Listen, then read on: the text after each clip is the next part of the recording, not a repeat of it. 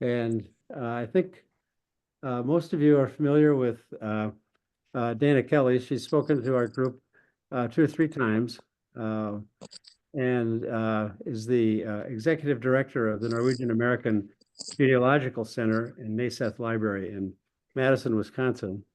And I think that this is a topic that many of us will find really interesting, using the DNA evidence that each of us have to extend our, our genealogy.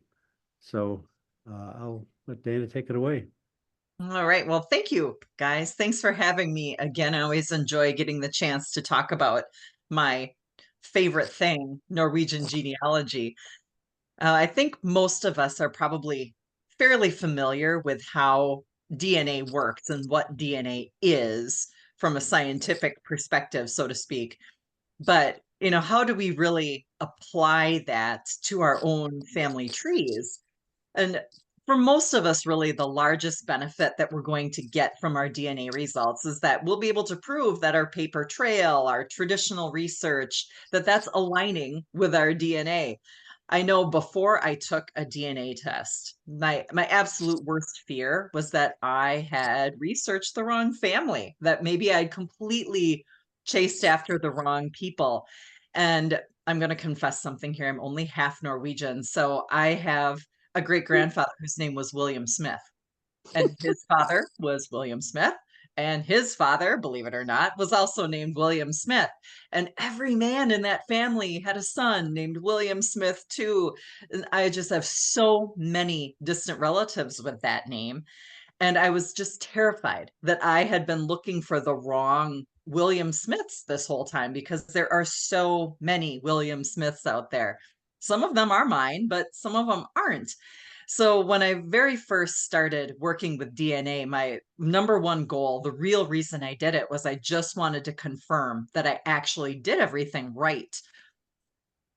And so cousin matching is really the secret sauce to using your DNA results. And what that is confirming the genetic relationship between people by using your DNA and the traditional research methods that we've been using for decades. So we'll just pretend for a second that I'm a normal person and I haven't given a DNA test to all of my close relatives. And the first thing we want to do is go through our list of DNA matches and look for someone who we recognize. And so I'm going to use my second cousin, Christine, as an example. I know who she is.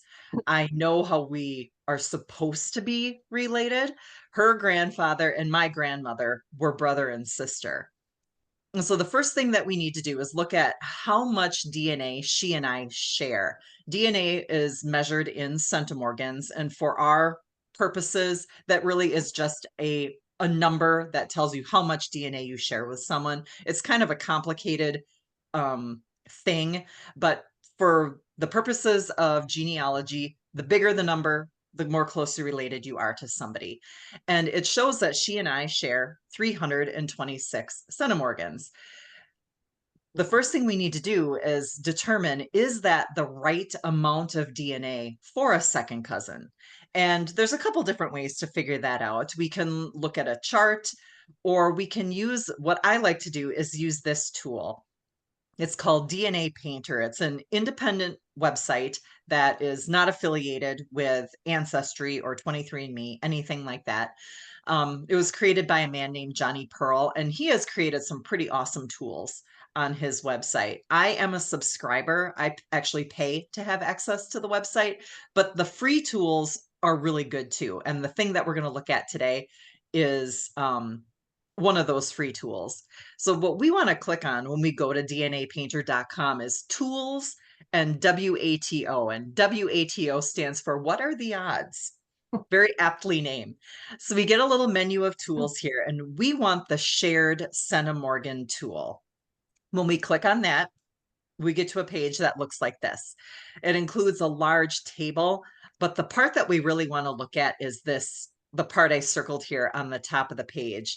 I zoomed in on that a little bit. We can enter the amount of centimorgans we share with our DNA match here, or you can also enter the percentage of DNA that you share with your match if you've been using 23andMe and it's easier to find that number. So I was looking at an ancestry match. I'm sure that all looked familiar to you.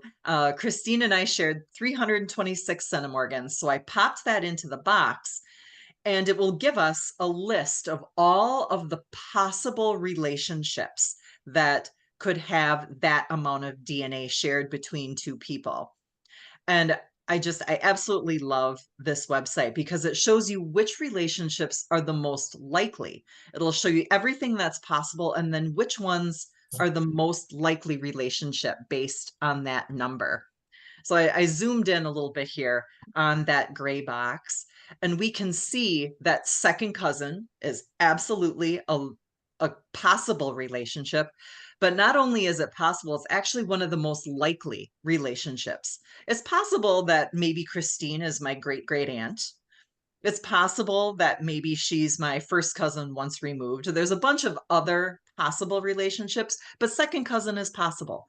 So that's a good feeling, right? That we share the appropriate amount of DNA for the relationship that we believe we have. DNA Painter will also show you this giant chart of all the different types of relationships. And when you plug in that 326, it will highlight all of the possible relationships. If it's easy, if you're the kind of person where it's easier to visualize what the difference is between a first cousin once removed and a second cousin once removed, this chart might be what you would prefer to look at rather than just that list that was in the gray box. Either way it works. Whichever way works for your brain and how your brain works best is the way to do it. But we can also see that second cousin comes up as a possible relationship right here when we plug in that number. So the next thing we need to do is, once we've confirmed that the amount of DNA we share is appropriate, we also need to confirm that Christine and I are matching the right quote unquote people. Because just because she and I share the right amount of DNA for second cousins doesn't mean we're related the way we think we are. Maybe we're second cousins, but it's through a completely different branch of the family. And we didn't know it.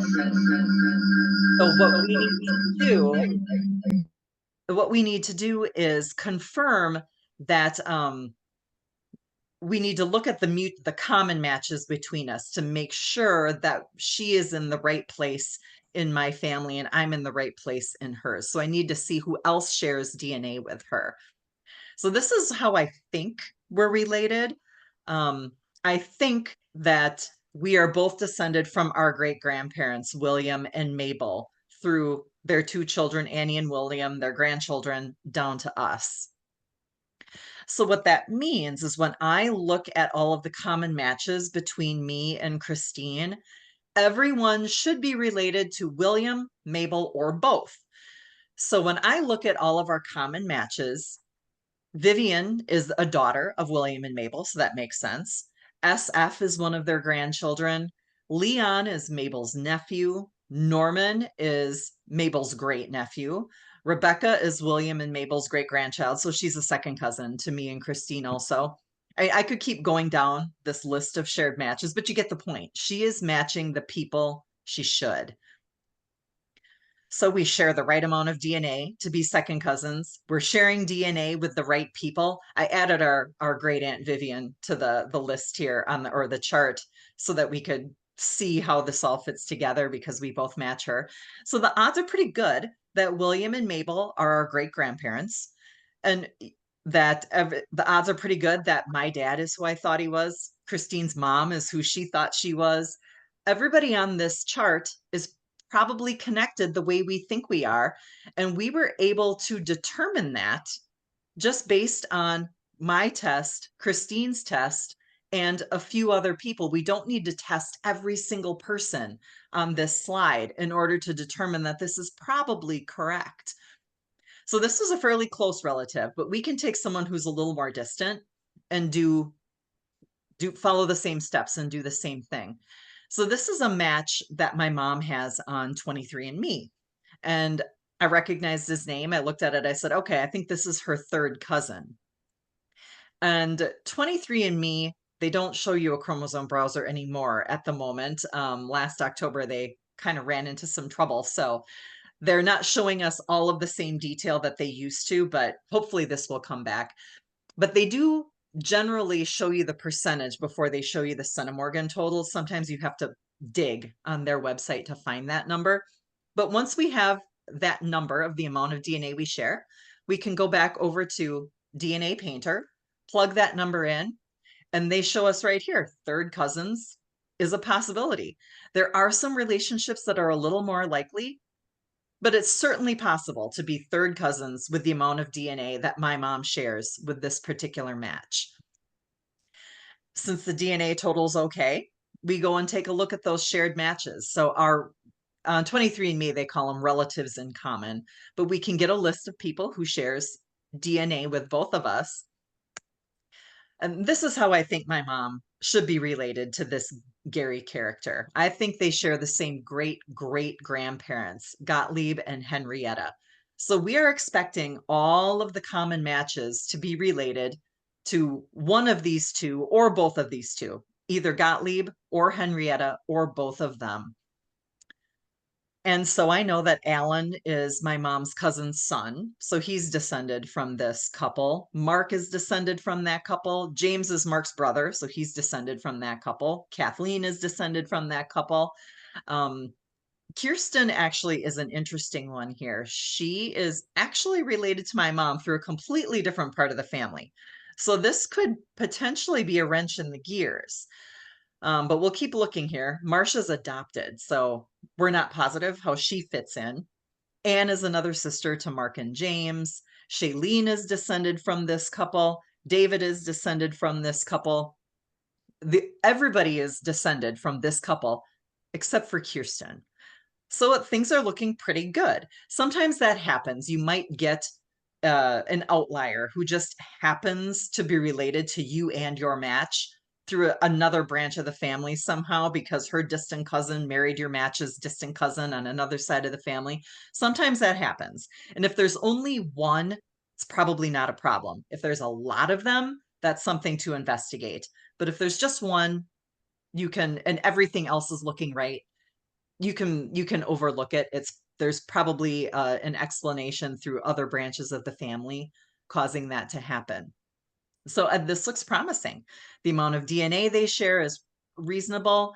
They both match 3 descendants from another branch of the family. So we can conclude that Mark, James, and Anne, and my mom, and Gary, they're all descended from Gottlieb and Henrietta, more than likely. And we can feel pretty confident that all of the generations in between are accurate too.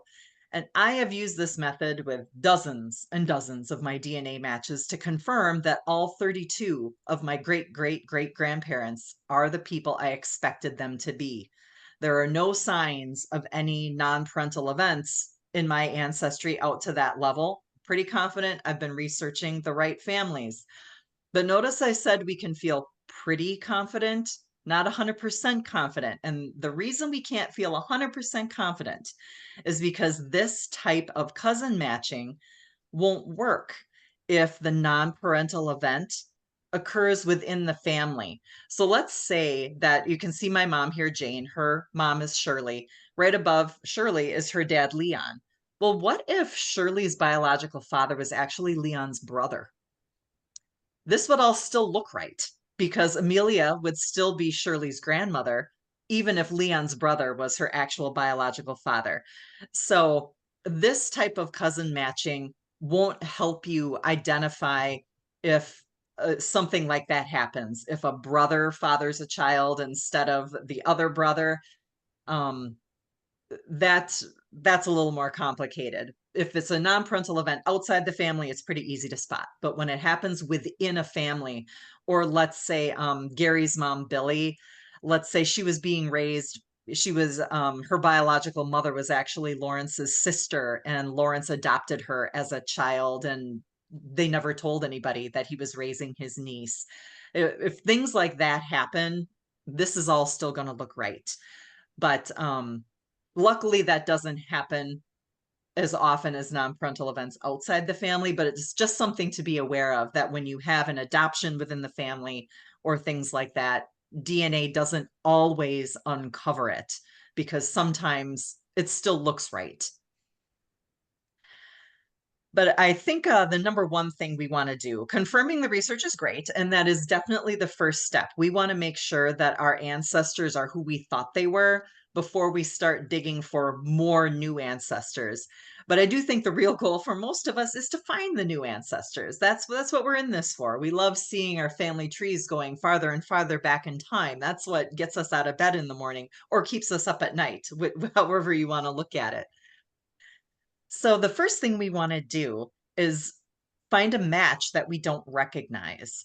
This particular match was on ancestry.com, but the steps that I'm going to use can be duplicated through other services. It could be done through MyHeritage or other places like that.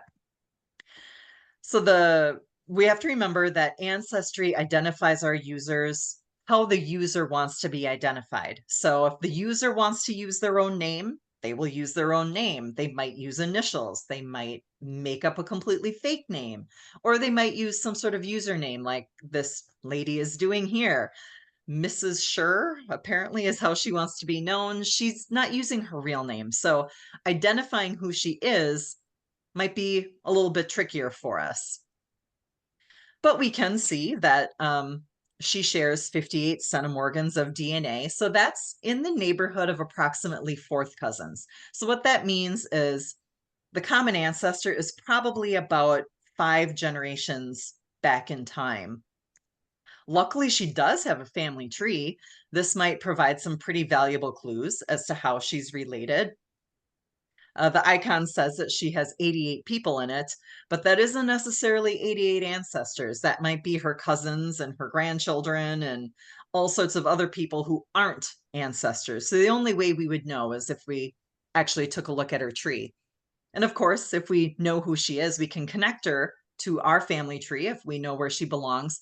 But since I didn't know who she was, this was something that I ignored for the time being.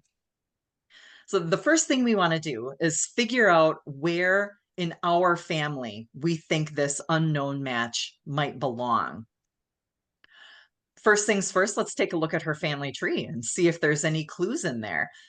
Well, unfortunately, these 88 people in her tree are not her ancestors, obviously. We know that the common ancestor is probably 5 generations back, and her tree only goes back 3 generations in one spot. And we're not sure exactly where I might connect to her family. It could be through any of these branches. So I'm going to have to keep digging around a little bit here. So when we get into this screen here, the first thing that I wanted to point out is that this actually isn't my DNA. This is the DNA test of my grandmother's first cousin. And it's a little bit bittersweet today to be talking about this test because I mentioned that I'd been to a funeral visitation today, and it was actually Dolores's funeral. She was my grandma's last surviving first cousin. Her my great grandmother and Dolores's dad were brother and sister. So half of Dolores's family, everyone on her dad's side of the family is related to me. And I know people often will ask me, why would you ask someone who's so distantly related to you to do this? So your grandma's cousin, that's kind of far away. But it really isn't, because half of her ancestors are also my ancestors. Everyone on her dad's side of the family is connected to me. So I knew that her DNA might be able to help me. Now, from the main match page here, we want to choose shared matches. We're hoping to do some cousin matching with people who we recognize. And the good news is that I recognize quite a few of these people. Beatrice and Sarah are a mother-daughter pair, and then JL and Gary are first cousins. And the reason I know that is because I have done a lot of regular old genealogy. I've investigated my distant relatives and documented them in my family tree. Because in order to use your DNA matches, you have to do some regular genealogy, going through the census and obituaries and figuring out who the people are who are living today who might be taking a DNA test, because your great great uncle who died in 1920 is not taking a DNA test, but his children or his grandchildren or maybe his great grandchildren might be taking one. So we need to have an idea of who our living family members are. Well, Beatrice and Dolores's most recent common ancestor, she's a closer relative, should be closer to Dolores than Gary or JL's common ancestor. And we know that because Dolores shares more DNA with Beatrice than she does with Gary. So she's probably more closely related to them. The common ancestor is probably closer to her. So this is Dolores's dad's side of the family, her ancestors on that side. And Beatrice and Sarah are descended from this couple here, this Peder and Maria. And since we expect Mrs. Schur, we expect her ancestors to be 5 generations away from Dolores. Her ancestors are probably the next generation past Peter and Marie's parents. So like the grandparents of that generation. So it's probably past Thora and Kari or Ole and Ingeborg. Well, Gary and JL are actually descended from this couple. And this couple only. They're not descended from Thor and Kari. They're only descended from Ole and Ingeborg. So that means Mrs. Schur is probably descended from the parents of either Ole or Ingeborg. We've narrowed this down to one branch here, a one couple. She's probably descended from their parents. Well, I know that Ole and Ingeborg were from a little town called Ness. It's actually my background here on my Zoom in Hedmark, Norway. I know they were born in the 1790s, so their parents were probably born in the 1760s, 1770s, maybe. And they were probably also from Ness, right? People weren't as mobile in the 1700s, so that's probably where I should expect to find them. Now, there's no guarantee that Mrs. Schur is related to one of these two. I mean, maybe this is just all coincidence that she happens to be related to so many descendants of this couple, but probably not. I mean, I'm not guaranteed to find what I'm looking for, but this really is the logical place to start. She has a connection to several people who are descended from this pair. So the next thing we want to do is try to figure out if we can place myself, my family, into her family. Where do I belong in Mrs. Schur's family? So we go back to her family tree here. We've got a hypothesis that she's descended from a couple who lived in Ness, Hedmark, Norway, and had children there in the 1790s. So we're looking at her tree to see if she might have had any ancestors in that area at that time. And it definitely looks like her mother's side of the family is probably Norwegian. So that's probably what we want to check out. And when I started clicking on the people in her tree, I noticed that her great grandfather happens to be from Hedmark. So that's kind of promising. We suspect that Mrs. Schur belongs to a family from Ness in Hedmark. So maybe this is kind of the path to go. But, we look at her tree, it only goes back to the 1830s. That's only in one place. So I could be descended from this Maren, or it could be related to Maren Evertsen too. I don't know for sure. So the first thing I did, I thought, well, low-hanging fruit, let's contact Mrs. Schur, and maybe she knows more than what she's showing here. Maybe she has a family history book at home that's got a whole bunch of information in it. Or maybe she likes to keep her tree on a different website. Or maybe she has a cousin that she can introduce me to who knows all about the family and could give me some more information.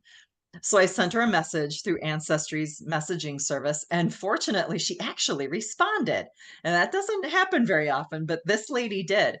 And she told me that her grandmother was from Stavanger, her grandfather was from Oslo, and that's all she knew. So I took a look at a map. Stavanger is pretty far away from Ness. It's all the way on the other side of the country, pretty much. But Oslo is relatively close. And plus, what she has in her tree, it shows that her great grandfather was from Hedmark, which is where Ness is. I said, well, that's my more promising lead. That is where I'm going to start. So I started with some old fashioned genealogy. I started building a family tree for her because I'm a lot more motivated than she is. If she was super motivated, she would have done this already. Obviously, she's not quite as interested as I am. So I was on my own. I started researching her family. I started going back. I went back several generations using church records and the census and things in Norway. And I got her family back to a couple who was living about the same time as my Ole and Ingeborg, in the same place. This couple was born in the 1790s. So, time to kind of put this all together. We've got two couples who were born around the same time, and there's a reasonable chance that two of them could be siblings. And one of the things that we know about Norwegians during the 17 and 1800s is they were using that patronymic naming system. We've got two men here who have the same patronymic name, and they're very close to the same age. It's a really strong possibility that they could have the same father. Now, at this point in time, when I made this discovery, I had no idea who Ole Anderson's parents were. I didn't know what farm he had been born on. The only reason I knew approximately how old he was is because he had an age on his marriage record. But the marriage record was early enough where that didn't give a father's name. He died before the 1865 census was taken, so I wasn't certain what death record was his when I was looking through the Nest death records. I went back to the 1801 census thinking, well, he was born before 1801. He should be on the 1801 census for Norway. So I looked for Ole Andersons in Ness who were born in the late 1790s. And unfortunately, there were 5 of them. So I didn't know which one was him. I had no idea. The Big Book doesn't list anything about an Ole Anderson who married an Ingeborg Larsdottir either. I had no clues to go on. And I had just resigned to the fact that I might never know until this lady's family tree popped up. So I went back to the 1801 census and I thought, I am going to look for a family that has an Ole Anderson with a brother named Jens Anderson, who are both little boys living in Ness, and see if I can find any family that has that combination. And I'm not showing the original record because the transcription is so much easier to read. But there was only one family that met that had 2 little boys that age with those names. And if we also remember some other Norwegian naming traditions, there's one more clue that ties both Ole, my Ole, and Mrs. Schur's Jens to this particular family, because it was traditional at this time for the oldest daughter to be named after their father's mother. And both Jens and Ole named their oldest daughter Vivica. And Vivica is a pretty unusual name in Norway. Be pretty unlikely for all of this to be a coincidence. It's not 100% foolproof, but when we combine the DNA evidence, just all of the coincidences with the names and the ages and the census and their daughters having the same name, I'm pretty confident that I found my ancestors. And I would not have been able to do it without the DNA from my grandma's cousin, because I don't share DNA with this lady. My mom doesn't share DNA with her. My grandma didn't share DNA with her. My uncles don't. My grandma's cousin did. So I was very lucky to be able to get that from her. And this is one of the reasons that I do advocate this whole Ole Anderson situation, is one of the reasons I advocate for people with Norwegian ancestry to think about taking a DNA test, because Norwegians so often had the same names as another person, and trying to tell the difference between 2 or 3 or 4 people with the exact same name can be really hard. I mean, how many Ole Andersons are there in Norway? I mean, millions of them have lived there. So DNA was the only way for me to separate the right one from all of the wrong ones.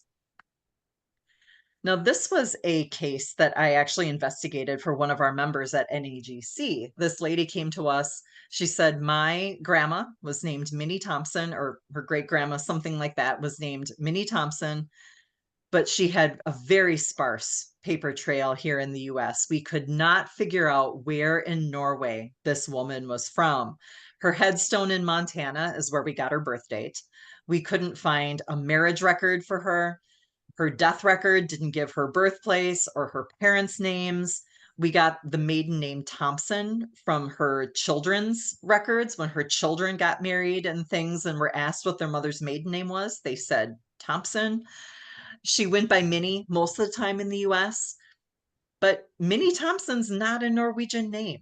We knew this was not the name she used in Norway, but we had no idea what name she might have used on a passenger list or on her baptism record.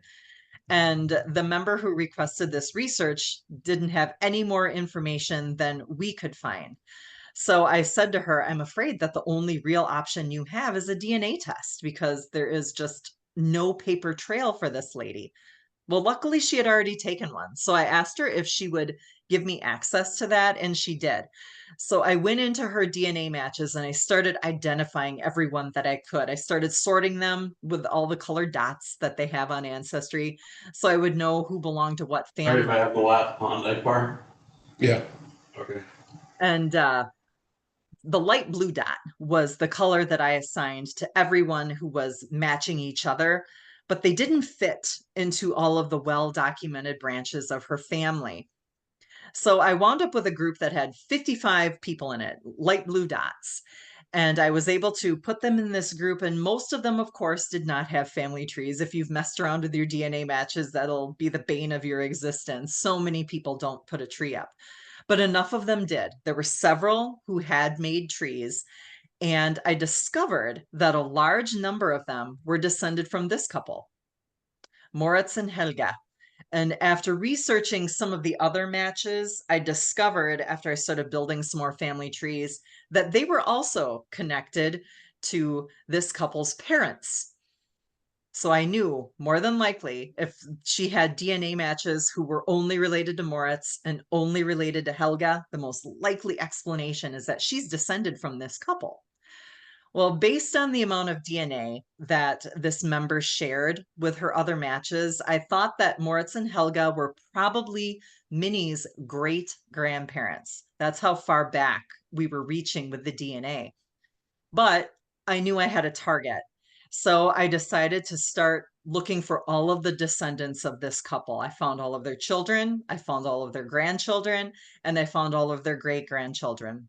That is what I had to do. I needed to try to locate all of their descendants because I was looking for a girl who was born around 1870 and whose Norwegian name might be kind of like Minnie Thompson when she got to the United States.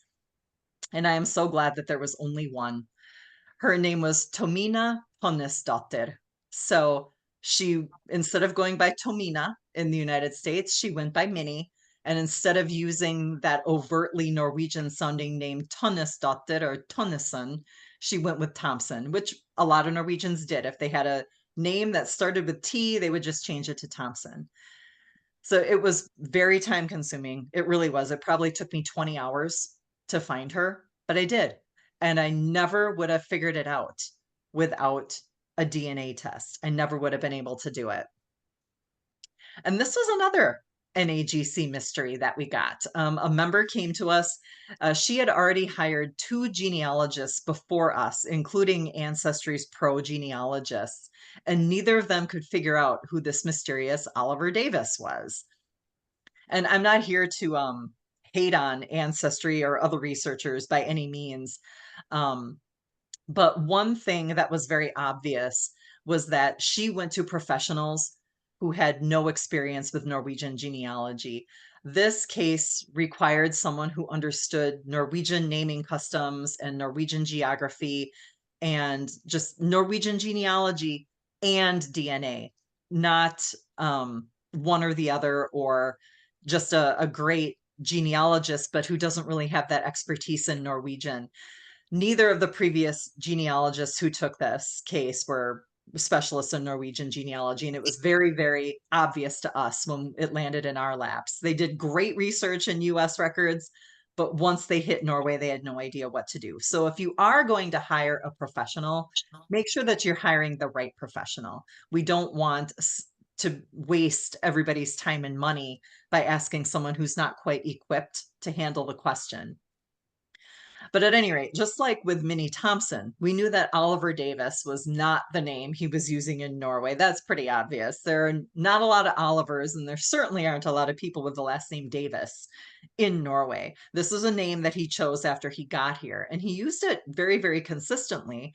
But we needed to figure out what on earth could this man have been called back in Norway. Well, we got lucky with a couple of records. His naturalization papers showed that his name was Ole J. Davis rather than Oliver. So that made sense to us. We said, okay, that sounds like a Norwegian. And when his son got married, he indicated that his father's name was Oliver John Davis. So we thought that the J, there's a very good chance that that stood for Johannes or some sort of variation of John in Norway. Well, if you love Black Sheep, you would love having Oliver Davis in your family. Oh, he had multiple brushes with the law. He was married several times without getting divorced. So he was a bigamist. And the paper trail that he left behind was very contradictory at times. And given his lifestyle, I would imagine that that was perhaps intentional. He didn't want to be found, I don't think, because he didn't want his ex-wives or the law being able to track him down. So he was kind of on the run. He was kind of a fun guy to research. There were some really funny newspaper stories about this guy. Luckily, the member had taken an ancestry DNA test. So just like I did with the Minnie Thompson case, I started sorting these people into groups. And luckily, most of the family lines were pretty well documented and easy to identify. And she only had one line of Norwegian ancestry, and that was Oliver. So I assigned all of the matches that didn't quite fit into any of the other branches with an orange dot. If they didn't belong to any of the other parts of her family, I said, all right, this is the orange dot group. They all match each other. They must belong to Oliver because they don't belong anywhere else. There is an aspect of Ancestry's test that can be really helpful sometimes, and that is those genetic communities. I can't speak for every community that they identify, but I can say that the Norwegian ones that I have encountered have been incredibly accurate. If they're telling you in your ethnicity estimate that you belong to a certain genetic group that narrows it down to a little part of Norway, you probably do. They are really, really good at those. I don't know if they're as good with other parts of the world, but with Norway, my experience, they're very good.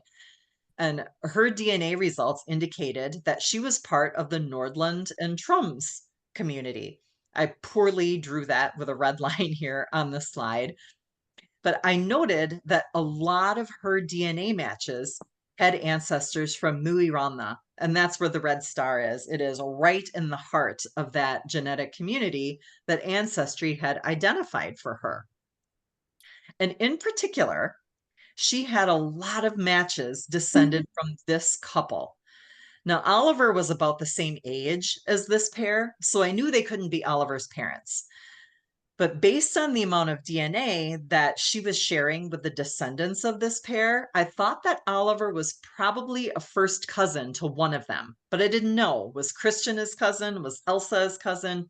I didn't know, but he was definitely related to one of them. So we had a little work to do. We had to find Christian's and Elsa's grandparents, all of them, expecting that one of those pairs would also be the grandparents of Oliver.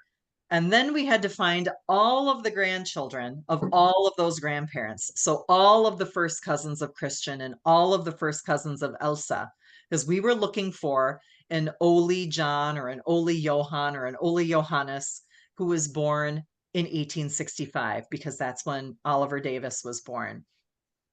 Well, there were two grandsons who were in that bunch.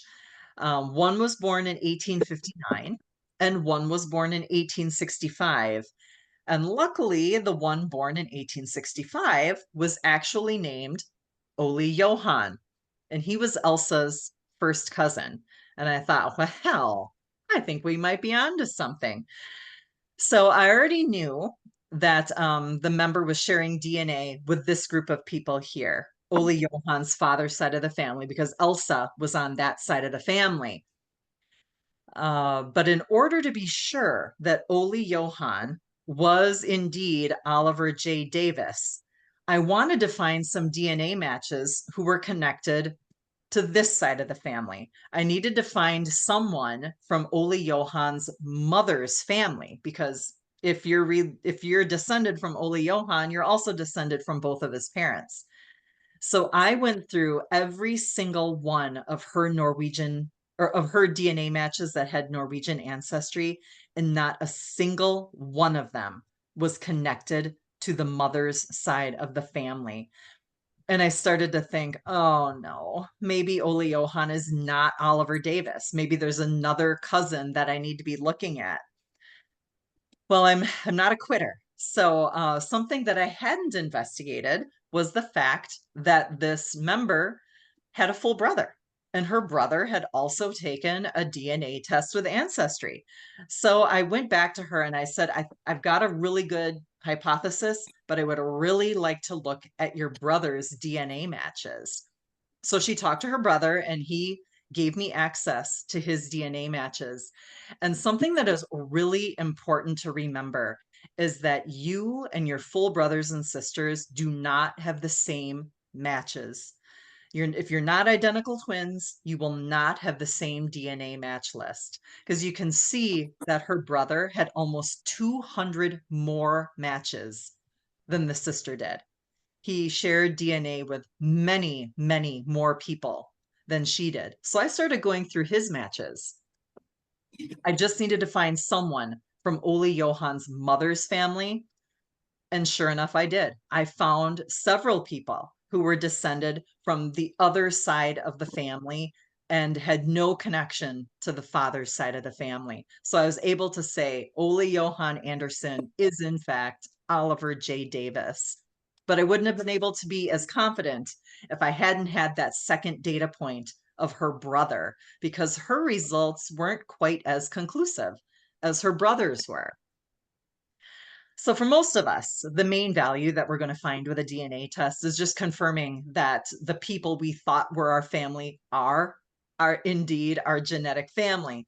But we may be able to find new ancestors by researching the ancestors of our DNA matches, because sometimes our DNA matches have a better paper trail than we do. Their ancestors may have a clearer path into the past than our own ancestors do. And don't be afraid to ask other family members to take a test.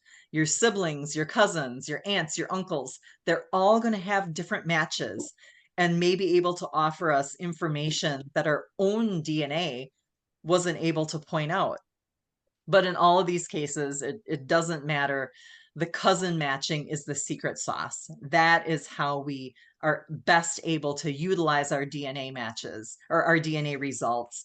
It's through the matches. My second cousin, her dad is adopted. And so she wanted me to try to figure out who his biological family is. And so she took a DNA test. Her dad died several years ago, but she took a DNA test, and I was able to identify her grandparents and find all of this stuff for her. And when I was explaining to her how I did it, she said, the only reason that this works for someone like me is because of people like you. And I said, that you're right. That's exactly what it is. People who know who their ancestors are the reason that people who don't know who their ancestors are can use DNA results. We need as many people as possible to take a DNA test to make the most out of how we can use our results. It is the quality of the research you can do based on your DNA is almost completely based on the people who are out there taking the test. So did anyone have any questions? I probably threw a lot of information out there. This is Donna. I would like to recommend something. Those who test with Ancestry can download the raw DNA from Ancestry and upload it for free to MyHeritage and to Family Tree DNA. And if they're like me, I'm so close to Europe. One set of grandparents are immigrants, the others are only two generations back. So I don't have very many relatives in the US. Everybody's in Europe. And that really helps because MyHeritage and Family Tree DNA have much bigger databases. More people from Europe tested with them because it was very hard to use Ancestry to test. It was hard to ship it and so forth. So there are all these problems. So Ancestry does allow you to download your raw DNA, and the other companies allow you to upload it free. If you want to use some tools, sometimes like MyHeritage, I think you can pay $20 and use some of their tools. So it's a really good deal, and it broadens your number of DNA matches considerably, especially for trying to go back to Europe. Oh, absolutely. Everything she said is 100% correct. I have uploaded every place I can because you never know where the magic DNA match is going to be. You have no idea what service they're going to use. And it is so affordable to upload to those other sites and unlock a few tools for a one-time fee of 20 bucks. I mean, that's a great deal. If you're spending $80 on a test anyway, what's 20 more dollars to get a few hundred more matches?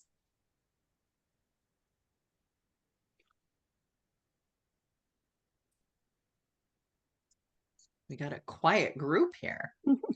I would like to say the reason I even come to these meetings of this group is because I have a ton of Norwegian DNA matches and no paper trail, and I have no idea how I'm related to these Norwegians. I have one possibility. Once, but you know, it sounds like a family fable kind of silly thing. In a letter, my cousin wrote that, you know, our grandma was related to the King of Norway. But that sounds like one of those fantasies. And if you used to ask Danes, why aren't you doing DNA tests? They said, we don't need DNA tests. We know we're all related. So there are more now. Ancestry, I think, has been pushing, so there are many more DNA tests for Danes now. But this one great grandmother's father is unknown. I mean, I have his name, I have his occupation, and know when she was born. But that's it. And so maybe he's the link. We just don't know. Man, could be. Dana, I wanted to ask, can you describe the process or option of being a member and how that provides the opportunity for you guys to do research for members? Is that a paid service? Sure. Yes, NAGC is a membership organization. Membership is $50 a year. And we do have some databases on our website that are member only access. So as members, you would get access to that. And as a member, you do get discounts on merchandise and services. So for non-members, our research and translation services are $100 an hour, but if you're a member, it's $50 an hour. So for most people, joining even just to have someone do some research is probably a good investment. You'll save a lot of money on Especially for a problem ancestor. Yes, definitely. And Chris, she's our senior researcher. She is very comfortable meeting with people over Zoom. So, you know, if you are, a lot of you are not in Wisconsin and don't get there very often, she's happy to, you know, you can trade sharing screens and, you know, look at things that way if working with her over Zoom makes the most sense. And she also, you know, different people have different needs. So sometimes people just say, look, I can't figure out who my great-great-grandmother is. Will you just do it? And then Chris just does the research and reports back. Or if you want to learn how to use a certain record set or do certain things, she's happy to just sit with you for an hour or two and show you how she tackles different problems or uses different resources.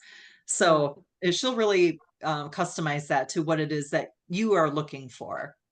So in a case of a particular request, is there an arrangement like spend 2 hours of time with a dollar cap until you learn something and then you refine your query and do more? I mean, or is it find this answer and spend however much it is?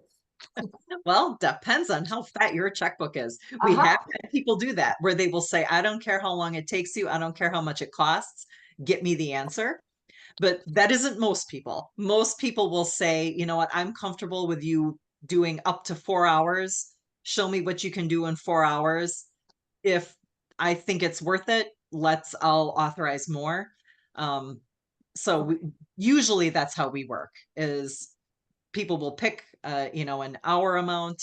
Chris will get to that point, report out, and then they'll say, oh, wait, maybe we should do a little bit more. Or, oh, thank you. That's perfect. That's exactly what I wanted. So just, yeah, depends on what works for you.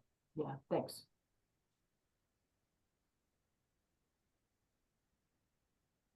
How about your translations? Is it just typed words or is it like a handwritten note or something like that? We generally, what we get is almost always handwritten. So yes, postcards, letters, diaries, church board minutes, other organizational documents. We get a lot of those. People will ask to have those translated. How long it takes is incredibly dependent on how good the handwriting is and how good of a speller the person writing is. Because if there's a lot of misspellings, it can make it very hard to try to figure out what they mean. But yeah, so it's very difficult to give an estimate as to how long it's going to take to translate something. Yeah. The handwriting is the major wild card there. Typed documents definitely do go faster. They are definitely easier to do. Those go faster, but the majority of what we get is handwritten. It's usually personal correspondence that people ask us to translate. Yeah, the one I'm thinking is handwriting is really bad. And part of it is in English, and the English words aren't necessarily spelt right. And so it might take a little while. And honestly, misspelled English words are easier than misspelled Norwegian words. So, yeah, and we get a lot of those where they're mixing in English with the Norwegian.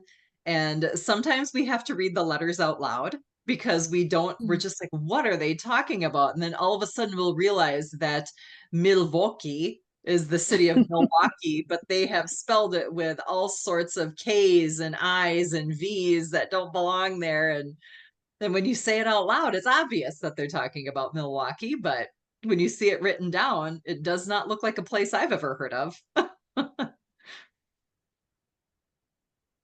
Have you used any of the AI transcription services or systems like Transcribus or any of those? I've tried Transcribus and I'm not having very good luck.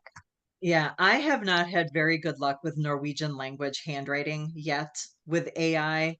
But I imagine the day is probably coming where that is going to get pretty good. I will say Google Translate for typed text is really, really good. So if you have a book or something that's using regular old, print, Google Translate will probably do a really good job for you. You probably don't need us for something like that. It's the handwritten stuff where you still need a person to actually do the translating, because I haven't had much luck with the AI yet. But I anticipate the technology might be working us out of a translation job in the not too distant future. Yeah, they'll have to accumulate enough examples to be able to teach the AI how to do it. Right. I mean, especially that Gothic style handwriting that's tricky that's a trained eye for sure. You have to just practice in order to be able to read some of that old style handwriting. And, I wish and there was a secret. some piece of it is Danish, and then you get Bookmal and Nynorsk and everything else mixed in there. So Right. Yeah, a lot of those old Norwegian records are really more written in Danish than Norwegian. And they look a lot alike, right? My mother said that her grandfather, who was Danish, used to read the Norwegian newspaper in Iowa. Oh, I'm sure. My husband is part Danish, and I had resisted looking at Danish church records for years. I was like, oh, I don't know if I can do that. I don't know anything about Denmark. I know Norway. I don't know Denmark. And the first time I looked at a Danish church record, I thought, Dana, you are the most ridiculous person on earth. They're identical. The text on the headings is the same. The spelling is the same as of what? Of course they're the same. They had the same Mhm.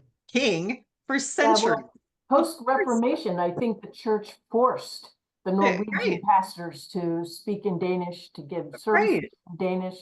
And so all the Wow. records had to be in Danish as well. Yeah. It didn't dawn on me that they would be identical. And as soon as I saw that, I said, well, I'll be going like the wind now. It's the exact same thing.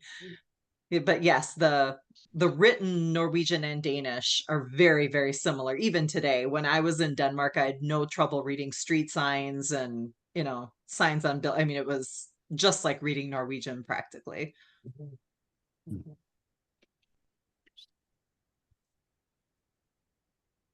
Dana, do you know if there's any software that looks at or can read the old Goth, or I don't know if it's called Gothic, there's another but anyway, can figure out what the actual letters are, translate the letters? I haven't had any luck with any yet.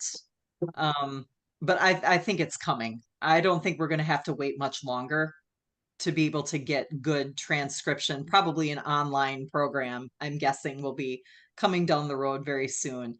I've played with some, and it's just not, it doesn't even sometimes register letters. It'll just give me a bunch of like backslashes and carrots and all the symbols on the keyboard as opposed to letters. I haven't had much luck with anything yet, but boy, when one comes, that's going to be a game changer. And I don't think we're very far away from it. I've used cut and paste a Norwegian text into OneNote, and then from that had it printed out in terms of the actual characters. In other words, the OCR translation, I guess, of it. And then pop that into Google Translate. So that has helped a lot, because I used to try to key this stuff. I don't speak any Norwegian, can't pronounce any Norwegian. So it was a disaster and time consuming. So that's been such a help. Yeah. And I mean, when you're typing it in, one little typo can completely change the sentence.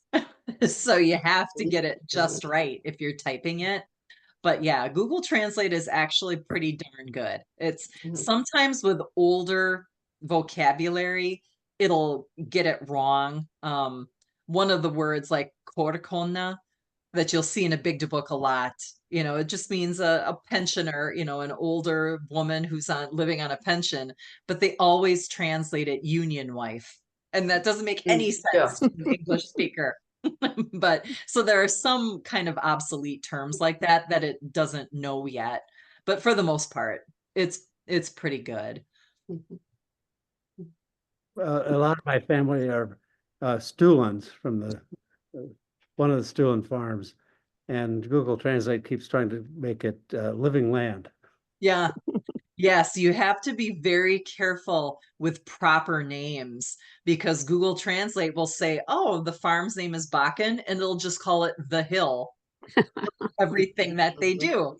Or it'll say something like the farm's name is Fjeld, and it'll just translate it to mountain all the time.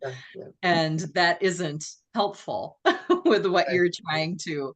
But yeah, proper names you have to be careful about with Google Translate. It will translate them into the literal English translation.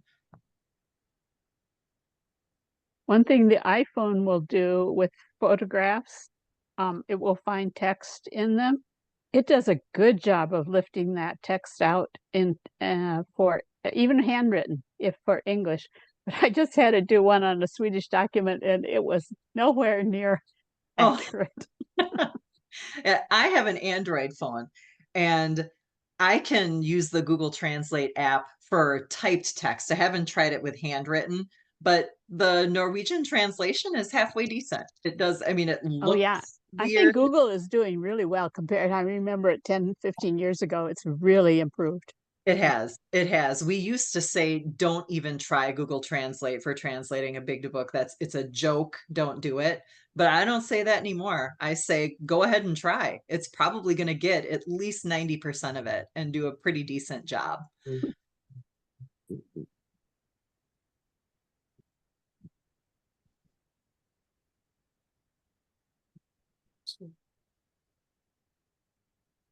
Well, this has been really, really great, Dana. Oh, well, thank you for having me Mhm, again. mhm. Very helpful. I hope so. I hope so. We all have some experimenting to do with the DNA and try to track down our cousins and all that kind of stuff. Yeah. We sure do. Yeah, Thank you, it's- Dana.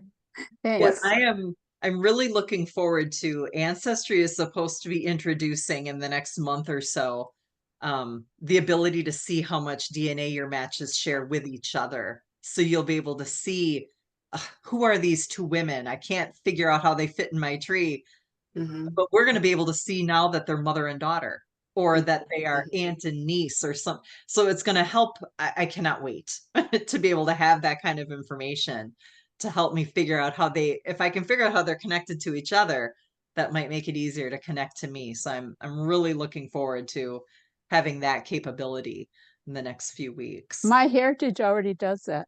Yes, and I love Mhm. that about My Heritage and 23andMe. They both show us that. And when Ancestry adds that, it is going to just change everything. Change everything for me.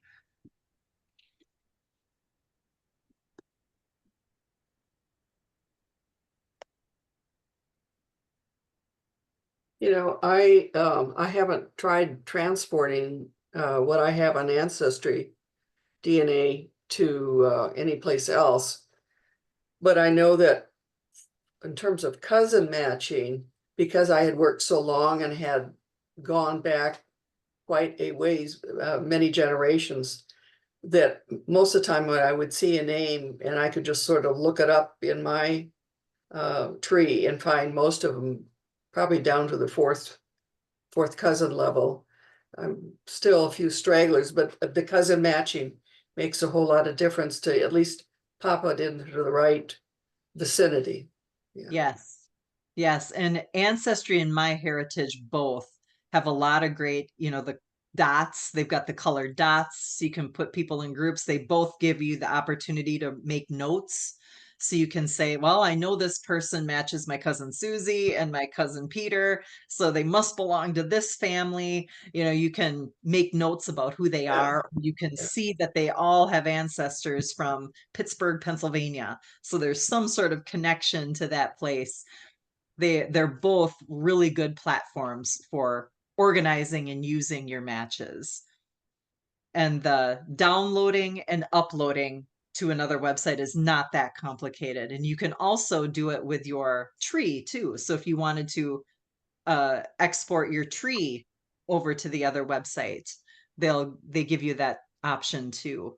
And My Heritage isn't like Ancestry. They don't nickel and dime you for every darn thing that you want to use. I love Ancestry. I've been a subscriber since it was a magazine, but they are a lot more expensive than My Heritage is, and their pricing plans are a lot more complicated than My Heritage is.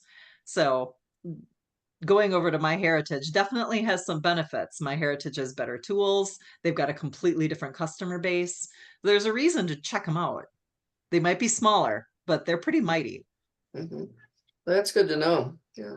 Yeah. I And recommend watching for sales though, because sometimes they have amazing sales, or they'll let you use one of these, whether it's Ancestry or another, for a month for a really low price, so that you can check it out. So that Yeah. helps.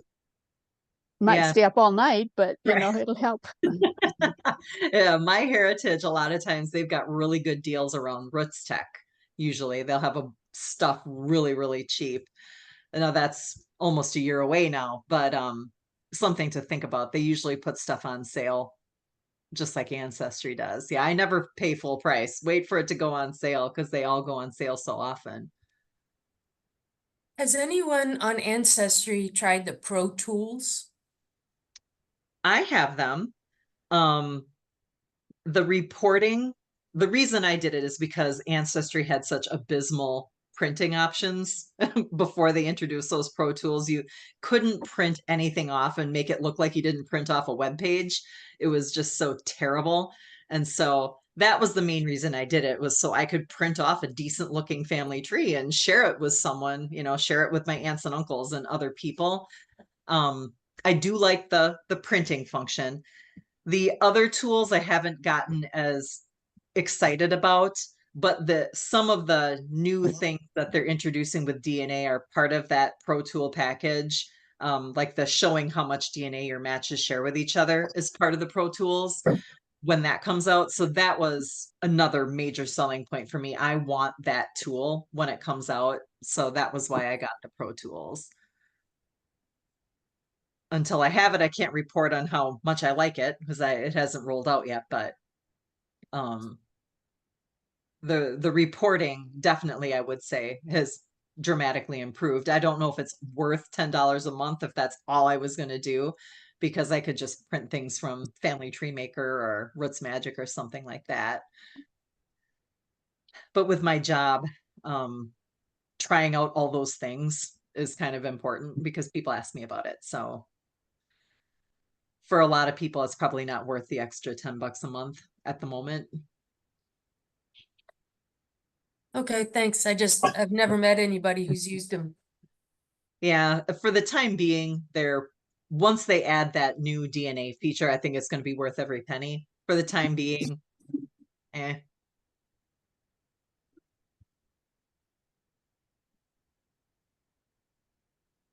I know there's a lot more capability in DNA Painter than we've talked about. Yes. Have you played with any of that stuff where you actually put the genetic information in and try to The painting, the actual painting part, yeah.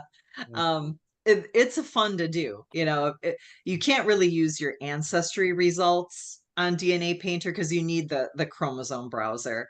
So you have to either be on like MyHeritage or Family Tree DNA or GEDmatch to get like the positions of what DNA you're sharing with which person. But it is pretty fun to see, to be able to say, wow, if I share DNA with my cousin Susie and we have the same grandparents, this particular chunk of DNA that we share must have come from our grandparents. And I'm going to call that purple and map it all out and see all the purple pieces and know that I got that from this set of grandparents. Yeah.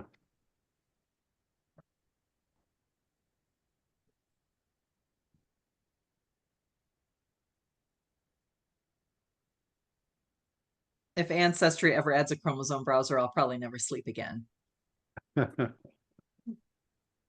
Hi. Well, yeah, let's thank Dana for a great presentation and discussion. And I'm going to stop the recording. That doesn't mean everybody has to leave, but I'll just stop the recording and we can continue with. What DA? DNA genealogy. I should have been listening. Oh, you were sleeping and I didn't. I only got there 40 minutes in. Oh. Joel, what is the next meeting? Monday.